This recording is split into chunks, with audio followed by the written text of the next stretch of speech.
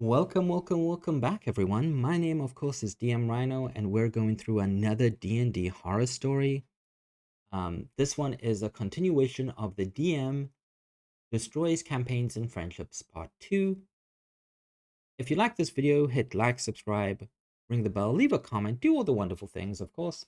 But we're going to have a look over here, and we're going to see just how the story continues. Um, there is like little disclaimers at the top, like TLDR, the DM breaks promises, destroys friendships, and takes no responsibility for his actions. Lack of therefore, there's a trigger warning for self-harm, suicide, misogyny, and general bigotry. This is, of course, a very long story by the Reddit user LivingAD2272.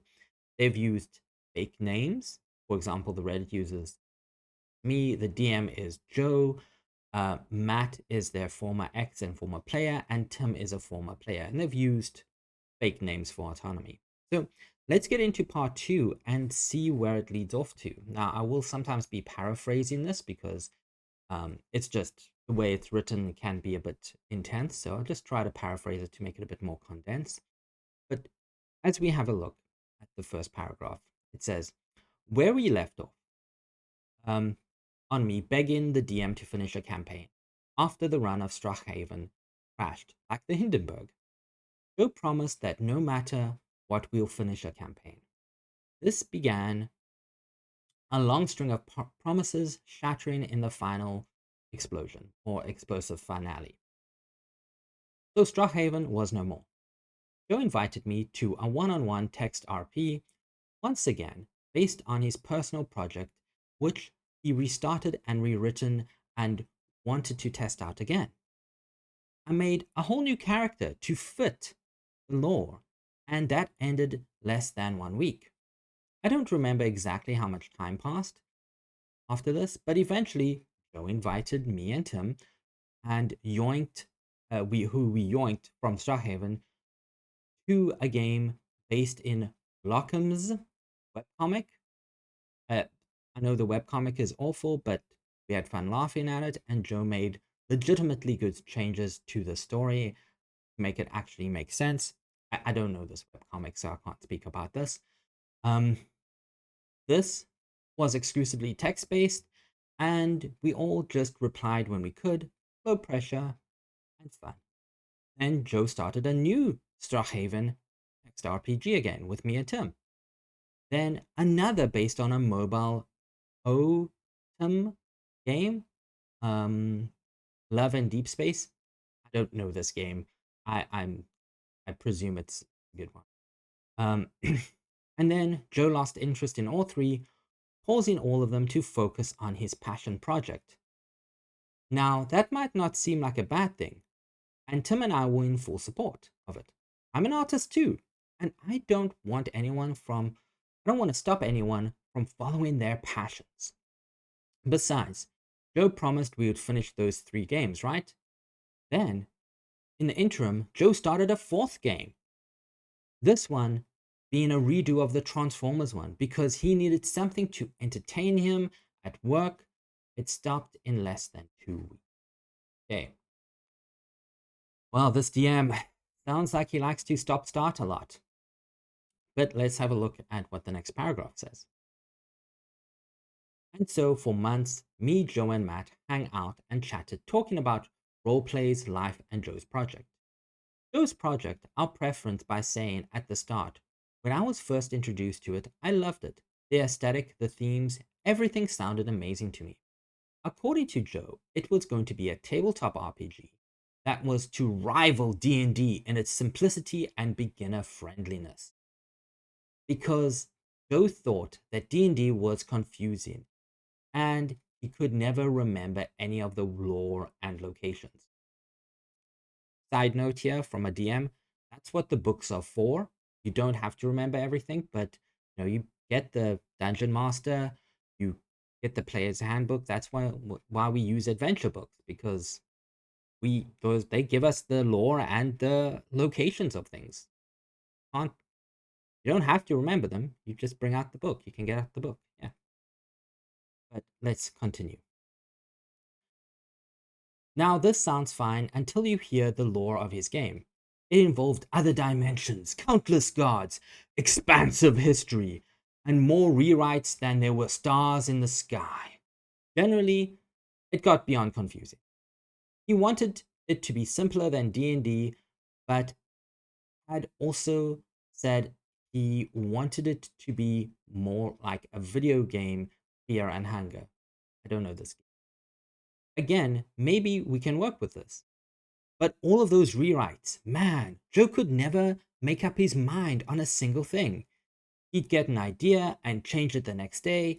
He'd get halfway through rewriting his guidebooks that would decide, and then he would decide to change the whole plot and restart it from scratch.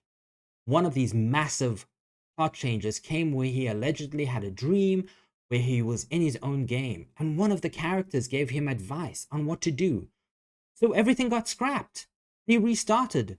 The trilogy got condensed into one, characters got shuffled around again, and Joe again told us he was confident in this being the final version of it. Again, listen, this might not sound like a bad thing. Projects get edited, things get changed.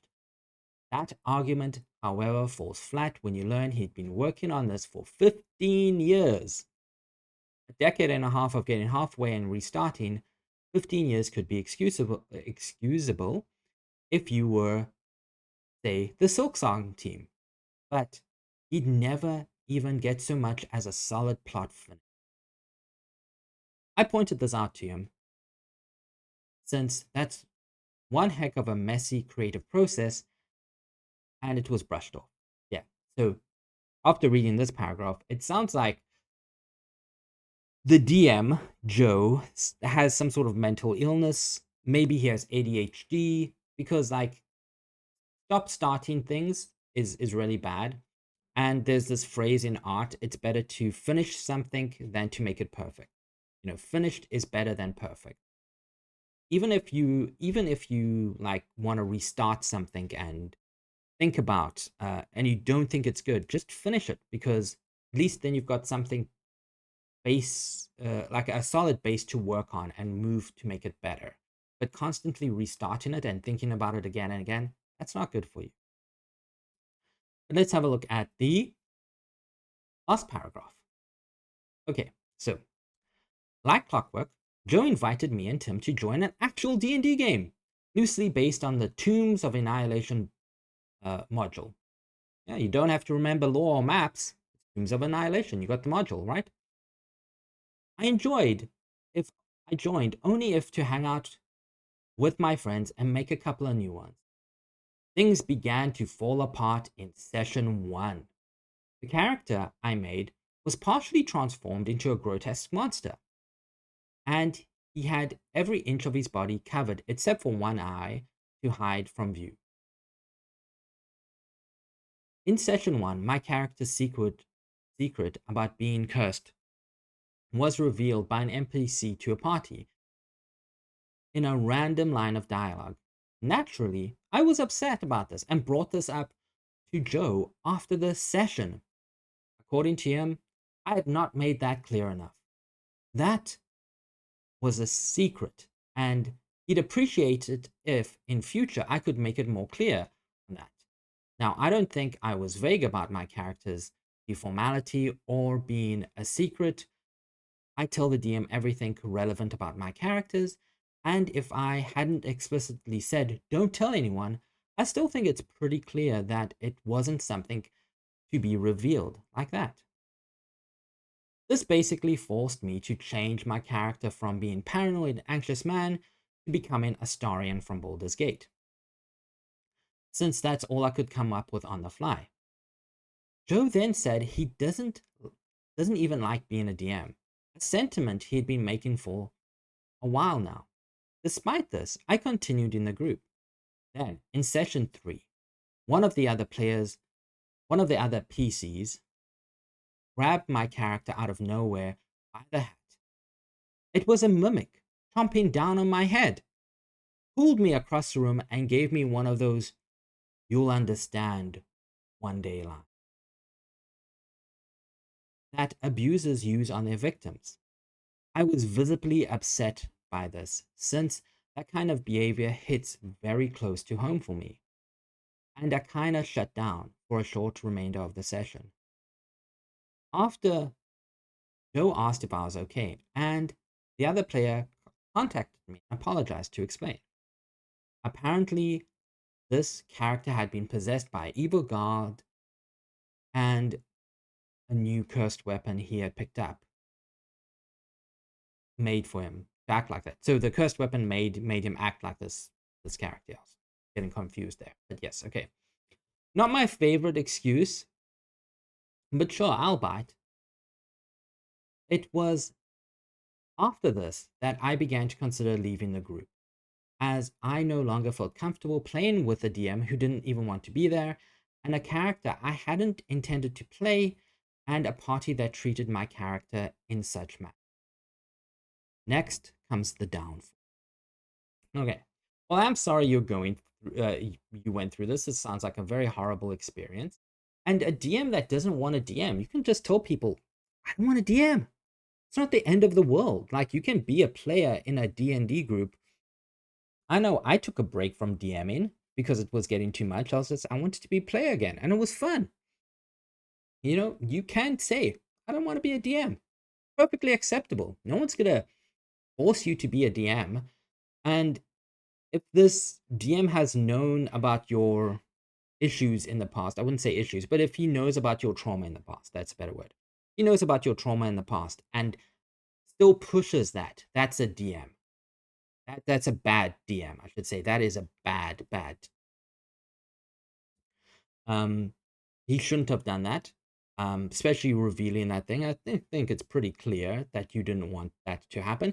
He could have asked you in session, hey, this is what the NPC is going to do. Are you okay with it? You could have had a private chat before it. If you weren't, you could have alluded to your character being cursed. Didn't have to reveal that. You know, could have dropped hints. Again, these are things you could talk to about your players, but obviously this DM Joe doesn't want to be a DM. I think reading from this and look at this from a point of view, I think Joe might be suffering again from like a mental illness that's undiagnosed. Probably ADHD.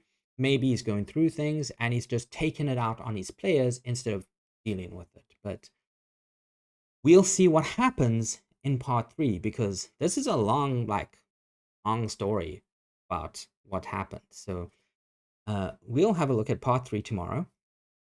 If you like this video, leave a like, leave a comment, leave a subscription. You know, do what you need to do, of course.